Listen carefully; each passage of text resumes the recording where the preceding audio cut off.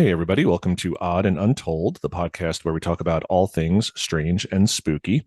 And if you're a little confused because it's Friday and here's this new episode that just released Friday evening, you probably didn't listen to last week's episode, which you should do. But as I explained last week, I had to switch my schedule around a little bit, just the way work has been going and certain things in my personal life and different appointments. The scheduling was just making it very difficult for me to record and edit and publish on Tuesday mornings, which has been the norm. So I switched my publication of the podcast to Friday evenings. So that's why you're getting this sort of bonus episode this week. It's not really a bonus episode, but you had one on Tuesday. Now you have one today. You won't get another one until next Friday now, but bonus episode, I suppose. And in that vein, because it's the same week, and because the last episode was a little bit short, we're talking about leprechauns and creatures from Irish folklore. Pardon the bad short pun there. But wanted to continue a little bit this week with Irish folklore and cryptids and creatures from the Emerald Isle. So we're going to jump into a few more this week that I didn't get to last week, again, because of time crunches, and I kind of had to record the episode very quickly. Couldn't really hit all of the creatures that I wanted to talk about. And so I'm going to talk about a few more this week, and hope you guys enjoy that. So let's jump right in. Okay, so the first one we're going to talk about this week is one that I can't believe I didn't talk about last week, the Kelpie. And I'm just going to read from Wikipedia here because Wikipedia just has the most and the most thorough information on a lot of these creatures. So I hate using Wikipedia necessarily for everything, but it does have the best information. So a Kelpie or water Kelpie is a shape-shifting spirit inhabiting lochs in Irish and Scottish folklore. It is usually described as a gray or white horse-like creature able to adopt human form. Some accounts state that the Kelpie retains its hooves when appearing as a human, leading to its association with the Christian idea of Satan, as alluded to by Robert Burns in his 1786 poem, Address to the Devil. So almost like a goat man or a satyr, the devil with the horns and like the kind of lower extremities of a goat, the cloven hooves. So a Kelpie is basically like a water horse. Almost every sizable body of water in Scotland has an associated Kelpie story, but the most extensively reported is that of Loch Ness. So Nessie, we talked about Nessie last week a little bit. The Kelpie has counterparts across the world, such as the Germanic Nixie, the Weewin of Central America, and the Australian Bunyip. The origins of narratives about the creature are unclear, but the practical purposes of keeping children away from dangerous stretches of water and warning young women to be wary of handsome strangers has been noted in secondary literature.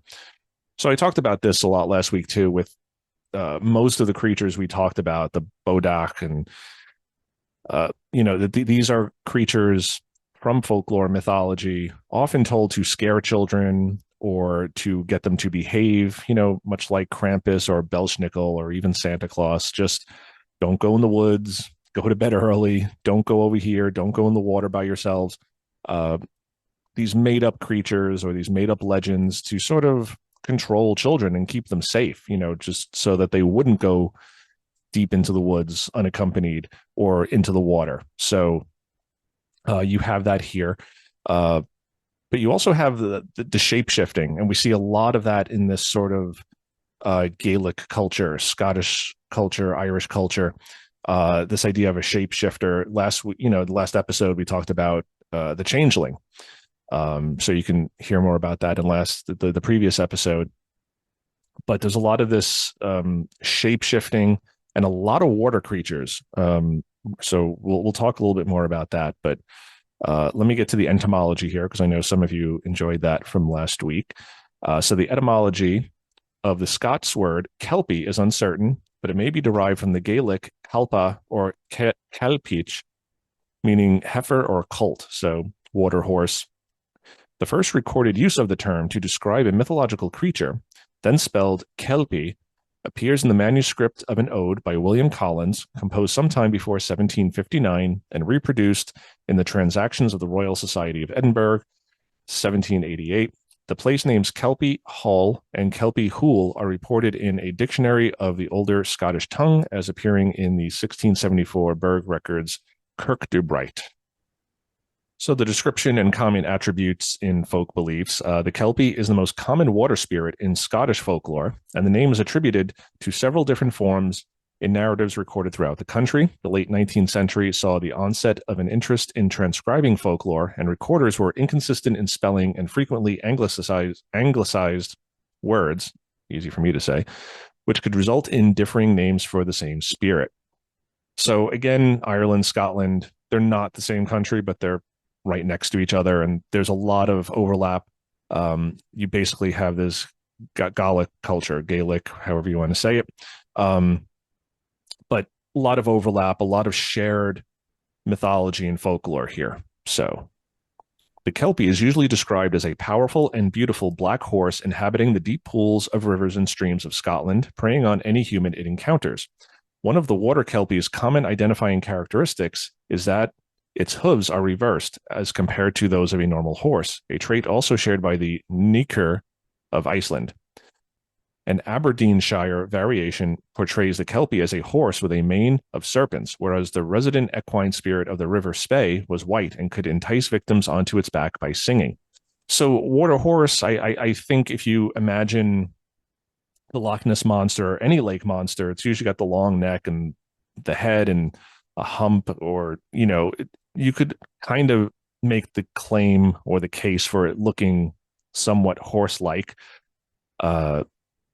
sauropodian. And again, you got to think, people 200, 300 years ago, before dinosaurs were known and commonly accepted. And, like these days, everybody knows what a dinosaur looks like. You say a long-necked dinosaur, people are going to know instantly what you're talking about.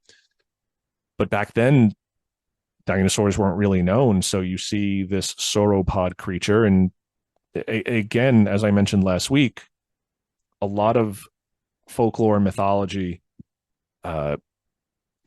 it's based in what the current knowledge base is. So things that used to be demons, then become alien abductions. What's that thing in your room? And I'm not saying any of these things exist, but chariots in the sky, UFOs. So it's all just about context and where we are with technology as a culture, as a society. So without knowing what dinosaurs were, this is a water horse.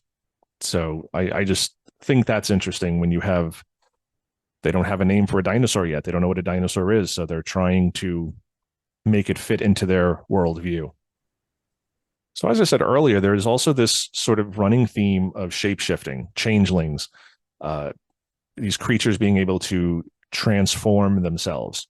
And so I'll read a little bit of this. Kelpies have the ability to transform themselves into non-equine forms and can take on the outward appearance of human figures, in which guise they may betray themselves by the presence of water weeds in their hair. So again, it's this trickster sort of mentality, like with leprechauns, like with the Bodak, shape-shifting, tricking humans, the trickster, abducting babies. And, we'll see some more of that later on. But just wanted to bring that up because I think, again, you have this kind of recurring theme of shape-shifting, tricking people, this mischievous sort of entity. Other accounts describe the Kelpie when appearing in human form as a rough, shaggy man who leaps behind a solitary rider, gripping and crushing him, or as tearing apart and devouring humans. Traditionally, Kelpies in their human form are male. One of the few stories describing the creature in female form is set at Conan House in Ross and Cromarty. It tells of a tall woman dressed in green, with a withered, meager countenance ever distorted by a malignant scowl, who overpowered and drowned a man and a boy after she jumped out of a stream. So banshees and there's a lot of these sort of like hag-like creatures in the folklore. Lots of overlap and lots of different names for these creatures. And you're going to see the next creature we talk about, the Selkie, which is not the Kelpie. A lot of these creatures, there's a lot of overlap. There's a lot of overlap in what they're supposed to look like, where they're supposed to live, what they do. Um, and it's fascinating, but at the same time, it just makes you wonder, where did all these legends come from and why there's so many variations? So legend says that when a Kelpie appeared in its equine persona without any tack, it could be captured using a halter stamped with the sign of a cross, and its strength could then be harnessed in tasks such as transportation of heavy millstones. So this to me sounds like you're capturing a horse and making it do work for you. Just as with cinematic werewolves, a Kelpie can be killed by being shot with a silver bullet, after which it is seen to consist of nothing more than turf and a soft mass like jellyfish, according to an account published by Spence.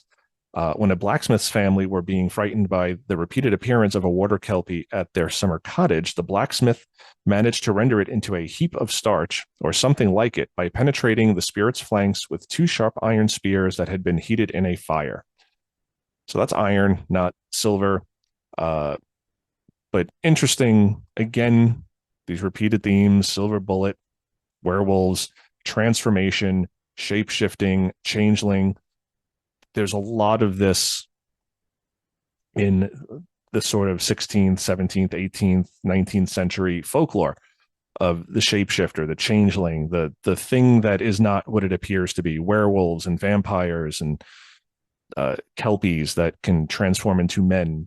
So very interesting. Almost like a paranoia and a catch-all to just explain things that we now may know as mental illness or physical deformities or serial killers. Things that they didn't have names for back then or understanding of, and who could have done this. It must have been, it was clearly a man, but it had to be a man who was monstrous and maybe he turned into a werewolf, or maybe he was a Kelpie. So very interesting psychologically to think about all this stuff. So again, we're going to go back to Scotland because the two countries are related, not the same country, Ireland and Scotland, very different, but also very similar. Almost every sizable Scottish body of water has a Kelpie story associated with it, but the most widely reported is the Kelpie of Loch Ness. So yeah, the Loch Ness monster, Nessie, sometimes called the water horse. So, but in all the lakes and waterways of the British Isles, you kind of have these lake monsters, the Nessie sort of type creature, the water horse. Several stories of mythical spirits and monsters are attached to the loch's vicinity, dating back to 6th century reports of Saint Columba defeating a monster on the banks of the river Ness. So that's kind of like the really earliest report of a Loch Ness monster. The early 19th century Kelpie that haunted the woods and shores of Loch Ness was tacked up with its own saddle and bridle. A fable attached to the notoriously nasty creature was the Highlander James MacGregor, taking it by surprise and cutting off its bridle, the source of its power and life, without which it would die within 24 hours. As the Kelpie had the power of speech, it attempted unsuccessfully to bargain with MacGregor for the return of its bridle. After following MacGregor to his home, the Kelpie asserted that MacGregor would be unable to enter his house while in possession of the bridle because of the presence of a cross above the entrance door. So again, the cross, silver bullet. But MacGregor outwitted the creature by tossing the bridle through a window, so the Kelpie accepted its fate and left, cursing and swearing. The myth is perpetuated with further tales of the bridle as it passed down through the family. Referred to as Wilcox's ball and bridle, it had magical powers of healing. A spell was made by placing the items in water while chanting in the name of the Father, the Son, and the Holy Ghost. The water could then be used as a cure. So again, the religious overtones, the cross, vampires, werewolves, it all sort of intertwines. Bram Stoker was Irish. So, you have a lot of this overlap.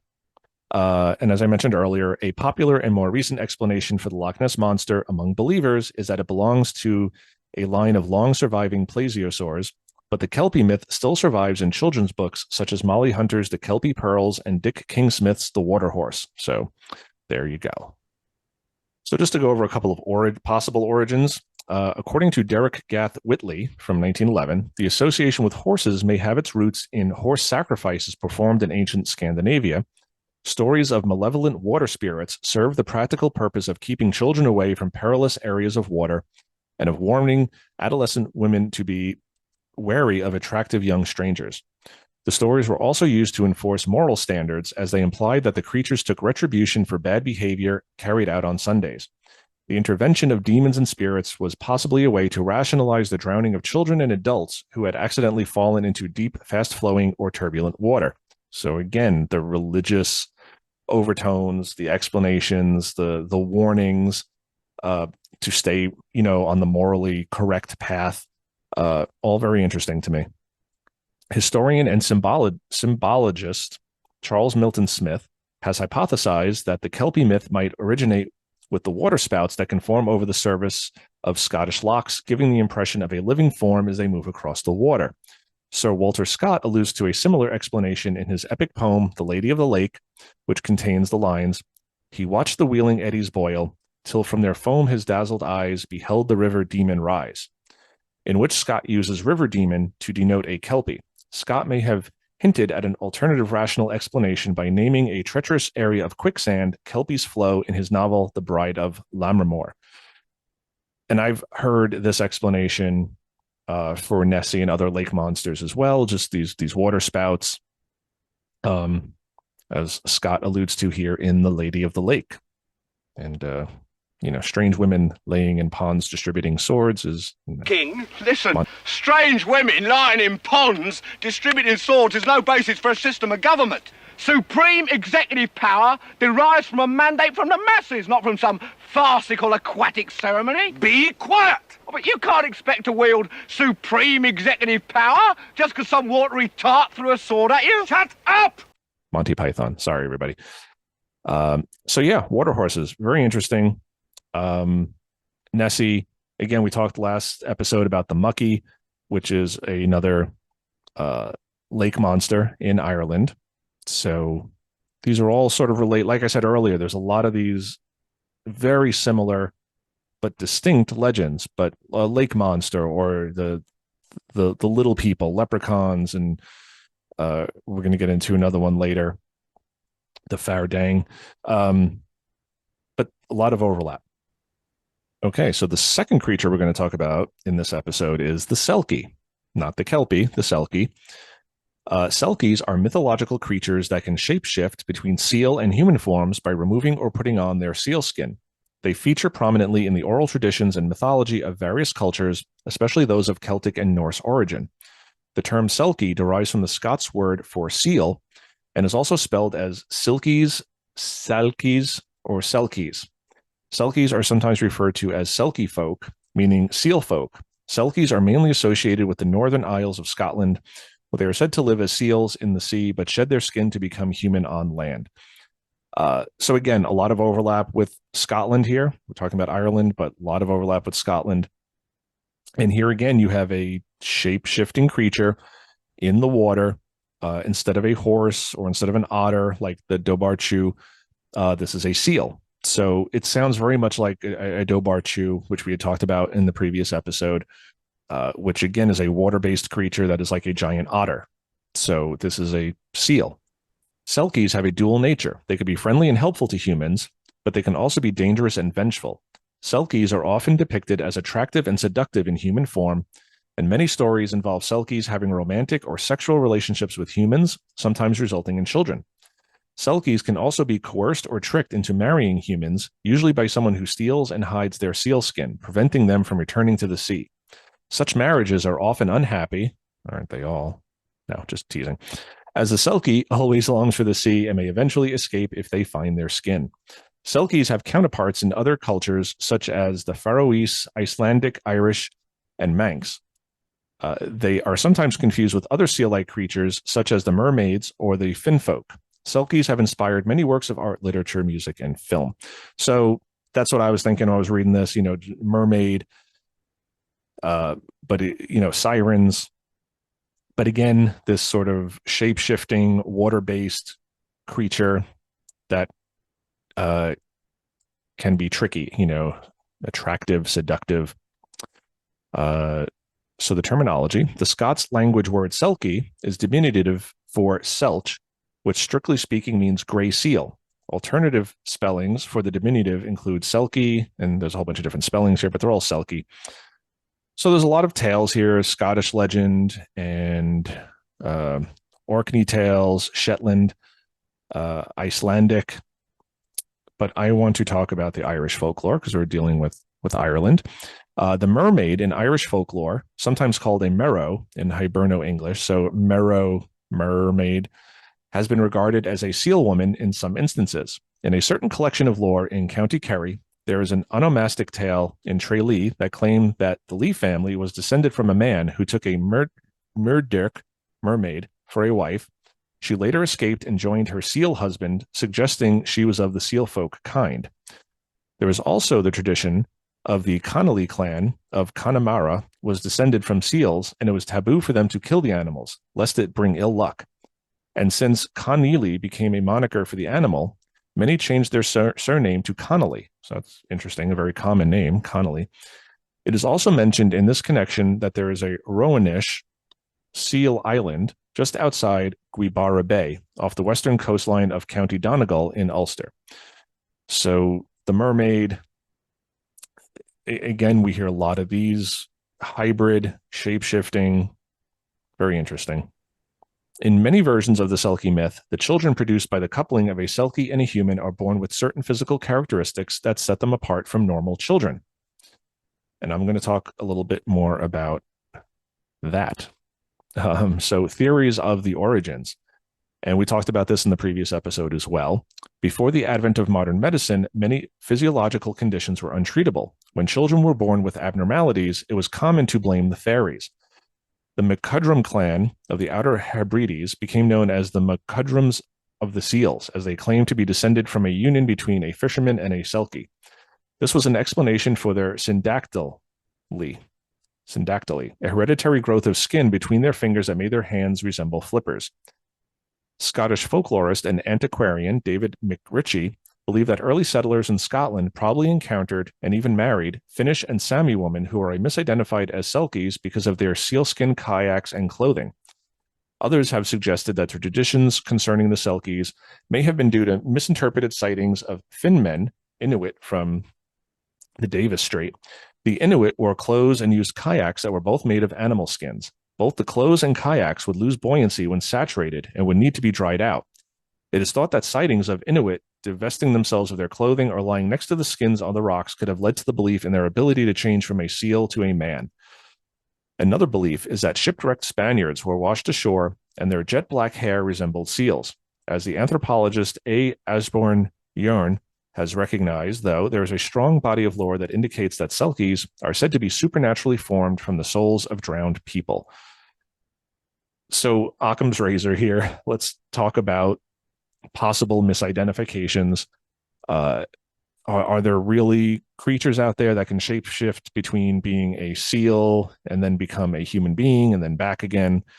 Or is this really just people of the time who did not understand physical abnormalities and birth defects or diseases that could change the body or behavior, mental illnesses, mental health concerns, trying to contextualize those instances in using their current day knowledge, not our current day knowledge, but their knowledge from 100 years ago, 200 years ago, 300 years ago. You find a webbed hand and it looks like a flipper. People might assume that these are merfolk, kelpies, selkies. So very interesting where these things come from. And I'm always interested in stuff like that, the mythology, the legends, the folklore, how these things come to be, and then how those legends spread and adapt and evolve in different parts of the world. And the British Isles all kind of seem to have these same or very similar legends and folklore of creatures. So there's your Selkie, very similar to the Dobarchu or the Kelpie, just this aquatic creature that can shapeshift, turn into a person, turn back into the aquatic creature. And again, a lot of religious overtones, a lot of cautionary tales attached to them. Don't go in the water, don't go in the woods, mainly aimed at children and young women. Okay, so we're going to move away from water-based creatures for now, the shape-shifting water animals, otters and horses and seals. And we're going to talk about something that's a little bit more in the paranormal realm. The Dullahan is a type of legendary creature in Irish folklore. He is depicted as a headless rider on a black horse or as a coachman who carries his own head. So essentially the headless horseman. A lot of these sort of legends around the world, made most famous by Washington Irving's book, The Legend of Sleepy Hollow, Headless Horseman, Ichabod Crane, which I've talked about on this podcast previously. So the etymology, Dullahan or Dullahan, referring to hobgoblin, literally signifies dark, sullen person, according to the lexicographer Edward O'Reilly. Dullahan and durrican are alternative words for this hobgoblin, and these forms suggest etymological descent from dur, anger, or durak, malicious or fierce. The original Irish term contains the stem dub, meaning black in Irish. Dullahan was later glossed as dark, angry, sullen, fierce, or malicious being, encompassing both etymologies, though Thomas Crofton Croker considered the alternative etymology more dubious than the dub black, dark etymology. Headless coach or the soundless coach, Host Gan Shin, which the Dullahan is also called the Colein Gan Chen, meaning without a head in Irish. So again, a lot of this Gaelic stuff, man without a head, headless horseman. So in folklore, he is depicted as a headless horseman, stereotypically on a black horse, and he is either a headless body without a head, or he carries his own head under his hand or under his arm. The severed head has a revolting appearance, as in Croker's tale, The Headless Horseman. To quote, "Such a head no mortal ever saw before. It looked like a large cream cheese hung round with black puddings. No speck of color enlivened the ashy paleness of the depressed features. The skin lay stretched over the unearthly surface almost like the parchment head of a drum. Two fiery eyes of prodigious circumference with a strange and irregular motion flashed like meteors." So you can almost envision the Headless Horseman with the flaming jack-o'-lantern with that. According to the modern storyteller Tony Loch of County Mayo, Dullahan's mouth, full of razor-sharp teeth, forms a grin reaching the sides of its head. Its massive eyes constantly dart about like flies, and the flesh has acquired the smell, color, and consistency of moldy cheese. There are also legends and tales mentioning the headless coach, also called Coach a Bower, with the Dullahan as its presumed driver. Hoste Budhar was referred to as soundless coach by Robert Lind, who gave an account of a silent shadow of coach passing by, provided by an avowed witness from Connemara. However, William Butler Yeats explained that the deaf coach was so called because of its rumbling sound. According to one witness, only the silent shadow of the horse-drawn hearse, i.e., the soundless coach, was seen passing by. In Croker's poem, The Death Coach, the carriage axle is made of a human spine and the wheel spokes are constructed from thigh bones. A later writer, prosifying this description, supplied additional details so that the two hollow skulls used as lanterns on the carriage are set with candles, and the hammercloth made of hall material, mildewed by damps, is embellished as being chewed away by worms. So a very sort of overwhelmingly death vision here, just the bones and the skulls and the spines, worms, chewing the material of the coffin, just lots of elements of death and fear of death. So to talk about the behavior, a Dullahan appears as a mounted horseman or coachman driving a horse-drawn carriage out of graveyards. The rumor of a Dullahan's appearance often develops near a graveyard or a channel vault where a wicked aristocrat is reputed to be buried. So this reminds me of the banshee, where you have, when they say multiple banshees are screaming, it usually signifies the death of someone very prominent, a wicked aristocrat. He arrives driving the death coach at the doorstep of a person whose death is approaching. Again, this sort of forebearer of death, this like a harbinger of death. So very interesting to me. According to Croker, the appearance of the headless coach foreshadows imminent death or misfortune. So you have a lot of this where it's signifying an upcoming death or a recent death. So as far as sight, a modern commentator stated that the Dullahan has the ability to see with a severed head and can use it to scan the countryside for mortals about to die. In contrast, the headless coach in the tale The Harvest Dinner is described as a blind thief, and Croker assumed he lacks sight. The whip, and we're going to see this theme again. The Dullahan allegedly uses a human spine as a whip, according to a number of modern day 21st century commentators. The headless coachman merely bears a long whip in Croker's tale, The Harvest Dinner, with which he lashes the horses so furiously he almost strikes a witness blind in the eye. Croker deduced that the headless creature, as a way of habit, attempts to destroy his witness's eye, or eyes, with his whip, reasoning that the coachman's wrath turns to the onlooker because he lacks the ability to look due to his headlessness. So very interesting sort of competing stories that this entity can see, or that it's blind, that it sees through its severed head. So just very strange. So in folk tales, the tale The Good Woman recounts a peasant's mother with a cloaked female who turns out to be a Dullahan. So interesting that a woman, because again, most of these tales, it's a man, the headless horseman. A peasant named Larry Dodd, a resident of White Knight's country at the foot of the Galtee Mountains, travels westward to Cashel, where he buys a nag, intending to sell it at Kildare Fair that June evening. He offers a ride to a cloaked female, and when he grabs her to exact a kiss as payment for the ride, he discovers her to be a Dullahan. After losing consciousness in the church ruins, he finds a wheel of torture set with severed heads, skulls, and headless Dullahans, both men and women, and nobles and commoners of various occupations. Larry is offered a drink, and when he is about to compliment it, his head is severed mid-sentence. His head reverts when he regains his senses.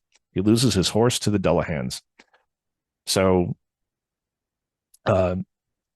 men, women, rich, poor, became Dullahans in this folk story. And there's some Dullahans in popular culture. Again, last week we mentioned the film Darby O'Gill and the Little People with leprechauns, but it also has a Dullahan. And I haven't seen that movie probably since I was a kid, so don't remember that. But there's a few other things here that I've never heard of that apparently feature a Dullahan. So if you want to check those out, I will put links in the comments below so you can find these articles. Okay, so the last creature we're going to talk about this week, we're going back to a small, almost fairy-like, mischievous creature called the far darrig.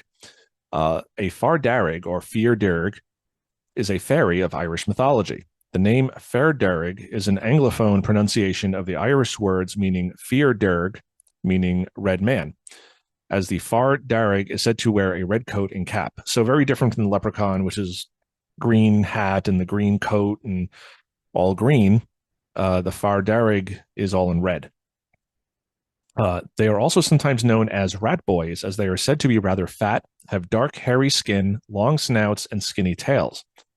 According to fairy and folk tales of the Irish peasantry, the far darrig is classified as a solitary fairy, along with the leprechaun and the clurichaun, all of whom are most sluttish, slouching, jeering, mischievous phantoms. The far darrig, in particular, is described as one who busies himself with practical joking, especially with gruesome joking.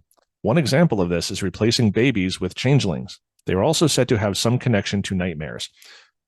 So the mischievous, the changelings, switching babies, having connection to nightmares, almost like a boogeyman, the bodock, we talked about that in the last episode. So I hate to keep repeating myself, but a lot of recurring themes, a lot of overlapping themes, mischievous, trickster. These are not good people, they're kind of dicks. They're kind of annoying entities. They don't seem dangerous necessarily, but they seem annoying, a little scary. I mean, if they can take your baby and replace it with a changeling, that's a little unsettling. But mischievous, slouching, jeering, practical joking, it seems like these are just creatures that play cruel tricks. And again, I think a lot of this is just the culture at the time, the people at the time trying to explain unfair things in the world. Why is my child acting differently? Why does my child look differently? It must have been replaced with a changeling. It must have been a leprechaun or a far darrig or a bodock or any one of these entities to come in and change my child. It's not really my child. It looks like my child. But that's why it's acting differently or looks differently than your child or most other children. So I think there's a lot of reasonable explanations for these things. I don't think these are necessarily cryptids. Um, Again, the lake monsters, I think that touches more onto cryptid territory versus leprechauns and fairies and darrigs, which I think are more in the folklore category, and they're just stories made to explain diseases or to scare children, to control children, to keep people behaving, religion, and all that sort of thing, all meshed together to sort of control people or children or women, to get them to behave a certain way, to scare them for their own good so they don't wander into the woods or into dangerous lakes. So, but the lake monsters, Loch Ness, I think some of those could be actual cryptids. I think there's something to that. Because again, those creatures are still seen, whereas nobody really talks about leprechauns anymore in any serious way. So there you go. All right, everybody. So I'm going to cut it there. So there's a few more Irish creatures from folklore for you this week.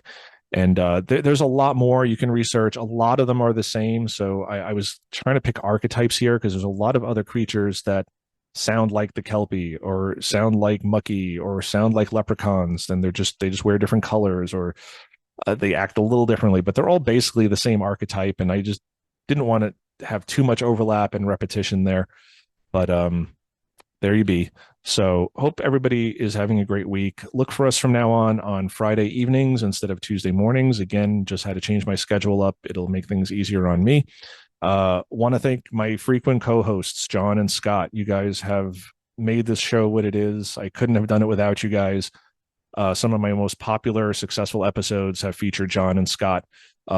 Josh, I want to get him back on the show soon. He hasn't been on since the early days, so I got to get Josh back on, but he as well has helped build the show and have helped me keep going through some really rough times. And like I said, I mean, they're always down for recording a show. So if I have to cancel on another guest or if I'm just not up for doing something by myself that week, Scott and John come on. They have ideas. John's always got stuff written out. Scott is a veritable encyclopedia of Bigfoot sightings and theories. So it's just great to have those guys on. So Scott, John, Josh, I appreciate you guys more than you'll ever know.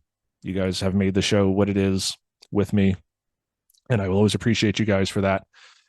If you guys have a story you want to share, jason@oddanduntold.com. You can shoot me an email. I will get back to you. In the meantime, everybody, question everything. Question the Kelpies and the Selkies and the Bodaks and the leprechauns. Where does this stuff come from? Where does this mythology and folklore come from? And I think we've explained a lot of it in these past two episodes, with medical reasonings or murders. And, somebody's just trying to make up a monster. The monster killed my wife. It wasn't me. So there's a lot of interesting origins to these stories. So question everything. And until next week, everybody, rock and roll.